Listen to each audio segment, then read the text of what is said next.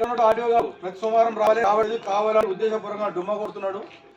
అధికారులకు లోపలి పనిచేస్తా ఉన్నాడు, ప్రజాపతి లోపలి పనిచేస్తా ఉన్నాడు. కనుక ఆడియో గారు ఈ ఖచ్చితంగా మేము అడుగుతా ఉన్నాం. పిల్లల నుంచి మేము గతంలో 3 వారాల క్రితం ధర్నా చేసినప్పుడు 2 వారాల క్రితం ధర్నా చేసినప్పుడు నీకు వారం రోజులు 2-3 రోజుల్లో మీకు కలెక్టర్ నుంచి అపాయింట్మెంట్ ఇప్పిస్తా, సమావేశం ఏర్పాటు చేపిస్తాను ముఖం చాటేసినటువంటి పరిస్థితి ఉన్నది. ఆర్టీఓ గారు, ఎంఆర్ఓ గారు కానీ మరి ఎందుకు వీడియో చేస్తుంది? ఏమైనా కమిషన్ వస్తున్నాయని మీకు కాంట్రాక్టర్ నుంచి డబ్బులు వస్తున్నాయని మేము ఈ ట్రిపులర్ రైతు నుంచి అడగదలుచుకున్నాం. వినతిపత్రాలు చెప్పలేమంటే మీరే చెప్పండి. ఇచ్చిన పత్రాలు మాకు పనిచేయాలని చెప్పి అదన్నా చెప్పండి. వినతిపత్రాలు వినతిపత్రాలు పనిచేయకపోతే ఈ విధంగా ప్రొసీడ్ కావాలని సహాయం కావాలని మేము మొన్న కూడా చెప్పినాం. ఏసీగా మాట్లాడిపించినప్పుడు కూడా భూమి మీద పోద్దని చెప్పినాం. అయినా మీకు దొంగసాటుగా పోయి మళ్ళీ సర్వే చేస్తుంది. సర్వే చేసిన అధికారులు కూడా మరొకసారి చెప్తా ఉన్నాం. మేము మీ కలెక్టర్ నుంచి ఆర్టీఓ గారి నుంచి మాట్లాడుతున్నాం. ఈ స్థాయి అధికారులు రైతులను భయభ్రాంతికి గురి చేస్తున్నారు, ఇబ్బంది పెడతా ఉన్నారు. తక్షణం మీరు మానుకోవాలని చెప్పేసి ఈ ధర్నాముఖంగా వెల్లడిస్తా ఉన్నాం. ఎమ్మెల్యే గారు కూడా చెప్తా ఉన్నాం, మీరు ప్రజాపాలన చేసుకుంటారు, ప్రజల్లో తిరుగుతున్నారు, ప్రజల మనిషి అంటున్నారు. మరి మునుగోడు ప్రజల్లో ఇది మునుగోడు లేదా? చౌటుపల్లి కనబడతలేదా? ట్రిపులర్ మీకు సంబంధం లేదా? మీరు ఎవరికి అనుకున్న పని చేస్తా ఉన్నారు? మంత్రి గారు చెప్పంటే మంత్రి గారికి చెప్పనంటారు, సీఎం గారికి అపాయింట్మెంట్ ఇవ్వనంటారు. మరి ట్రిపులర్ కూడా ఎవరు చెప్పుకోలేము. అధికారుల నుంచి ఆర్టీఓ, ఎంఆర్ఓ, కలెక్టరు ఇక్కడ పోతే ఎవరు పట్టుకోవడం లేదు. అదే ఎమ్మెల్యే, మంత్రి, సీఎం గారికి పోతే ఎవరు పట్టుకోలేదు. మరి ప్రజల పరిస్థితి ఏంది? ప్రజలు ఎందుకు ఇంత ఇబ్బంది పెడతా ఉన్నాం? రాజకీయ నాయకులను అడుగుతాం, అధికారులను కూడా అడుగుతా ఉన్నాం. మాకు ఇంతవరకు మళ్ళీ సర్వే చేయని చెప్తున్నాం. మళ్ళీ కూడా కావాలని ఉద్దేశపూర్వకంగా సర్వే చేస్తా ఉన్నారు, అత్యుత్సాహం ఇస్తా ఉన్నారు.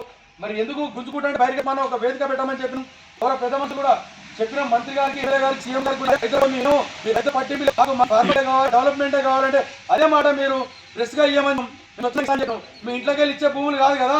ఇక్కడ చౌటుపల్లి మండల పరిధిలో 25,000 ఎకరాల భూమి ఉన్నది. కనుక చౌటుపల్లి మండల పరిధిలో పోయే భూములు ఏమంటున్నాం? పట్టా భూమి గుంజుకొని ఏమంటలేం. మా తాత్తారం నుంచి ఉన్న భూములు అడుగుతున్నాం. మేము వారసత్వంగా వచ్చినటువంటి భూములు, సెంటిమెంట్గా వచ్చినట్టు భూములు మేము ఏమని డిమాండ్ చేస్తా ఉన్నాం. మీరు ఖచ్చితంగా భూమే కావాలంటే మా ప్రాణాలు పోయినా కూడా భూమి తీసుకోవాల్సి వస్తున్నారు. ప్రభుత్వాన్ని మరొకసారి హెచ్చరిస్తా ఉన్నాం. ఉన్నటువంటి రైతులను కూడా ఎందుకు సన్నకారు రైతులు ఉన్న దగ్గర పావుగరం పూజ చేసుకొని బతుకుంటూ ఉన్నారు. మీకు ఎందుకు వినబడతలే అని చెప్పేసి మేము అడుగుతా ఉన్నాం. కావాలి అని ఉద్దేశపూర్వకంగా ఆర్టీఓ గారు చేస్తూ ఉన్నారు. చేయని ఎన్ని రోజులు చేసినా ఆయనకు కూడా బాధ వస్తుంది, రాదనే ఉండదు. కొన్ని రోజుల తర్వాత తెలిసి వస్తుంది అది కూడా ఎట్లుంటుంది అనేది.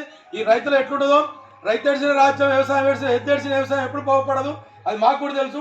ఈ రాజ్యానికి కూడా చెప్తున్నాం, ప్రభుత్వం కూడా పట్టించుకోబడే తర్వాత పరిణామాలు ఎక్కువ ఉంటాయని చెప్తున్న రైతుల తరఫున మేము కూడా శాంతిగా 3.5 సంవత్సరాల నుంచి పోరాటం చేస్తుంటే ఎందుకు మీకు కంటి కనబడతలే అని చెప్పేసి మేము అడుగుతా ఉన్నాం. మంచితనంగా చేస్తే కనబడతలేదా? అయ్యా అమ్మ అంటే అడుగుటీయరా? మీరు బలత్కారంగా చేయాలన్నా ఇంకేమైనా చేయాలో చెప్పండి అని అడుగుతా ఉన్నాం. ప్రభుత్వానికి మరొకసారి చెప్తున్నాం, మంత్రి గారు మొన్న ఢిల్లీకి పోయి గడ్కరీ కాడికి పోయిండు, ల్యాండ్ మొత్తం ఆక్యుపేషన్ అని చెప్తుండు. ఏడంగా అయింది మంత్రి గారు చెప్పాలి. మంత్రి గారు అన్ని తప్పుడు సమాచారం ఇచ్చేసి అయ్యా మీరు రోడ్డు మొత్తం చేయాలని చెప్తుండు.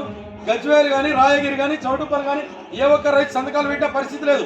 ఆర్టీఓ రికార్డు కూడా చేస్తే 30% కూడా కాలేదు సంతకాలు, 99% అయిందని చెప్పేసి తప్పుడు సమాచారం ఇచ్చి కేంద్రాన్ని తప్పుదో పట్టాలని మంత్రి గారు చూస్తున్నారు. కనుక మంత్రి గారు వెంబడే ఈ తప్పుడు ఆలోచన కాదు, నీకు ఖచ్చితంగా భూమి కావాలంటే రైతులతో మీటింగ్ పెట్టు, కాదంటలేం కదా.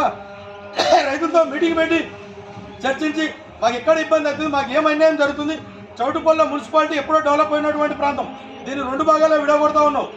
కాస్ట్లీ ఉన్నటువంటి భూములు హెచ్ఎండే వెంచర్ పోతా ఉన్నాయి, గ్రామాల పక్కబండి పోతా ఉంది. కనుక మాకు జీవనోపాధి కోల్పోతున్నాం. వారసత్వంగా వచ్చే భూములు మాయి. మీరు వెంటనే స్పందించి కలెక్టర్ కానీ, ఎమ్మెల్యే గారు కానీ, మంత్రి గారు స్పందించి మా ట్రిపులర్ పక్షాన ఉండి మాకు సమావేశం ఏర్పాటు చేసి మాకు న్యాయం చేయాలని కోరుతా ఉన్నాం. అలైన్మెంట్ మార్చాలి. అలైన్మెంట్ మార్చని విడరా ప్రభుత్వానికి పెద్ద బడ్జెట్ కాదు, 100 కోట్లు 1000 కోట్లు అవుతాయి. ల్యాండ్కి ల్యాండ్ ఇవ్వమంటున్నాం, బహిరంగ మార్కెట్ రేట్ ఇవ్వమంటున్నాం. కనుక పెద్ద పెద్ద నాయకులు కానీ 100, 200, 300 ఎకరాలు ఉంటాయి, వాళ్ళ భూములు తీసుకోరు. కనీసము చిన్న సన్నకారు రైతుల ప్రాణాలు పోయినా సరే అని ఎమ్మెల్యే గారు కానీ, మంత్రి గారు కానీ మరి దీని మీద ఎందుకు హామీ ఇవ్వట్లేదు, స్పష్టమైన హామీ ఇవ్వట్లేదు. మీరు ఎందుకు సీఎం గారికి భయపడి పనిచేస్తూ ఉన్నారో అని అడుగుతా ఉన్నాం. లేదైనా ఫార్మా కంపెనీలకు పనిచేస్తూ ఉన్నారో అడుగుతా ఉన్నాం. మీ వాటా ఎంత అని అడుగుతా ఉన్నాం. ఎమ్మెల్యే గారు వాటా ఎంత, మంత్రి గారు వాటా ఎంత, సీఎం గారు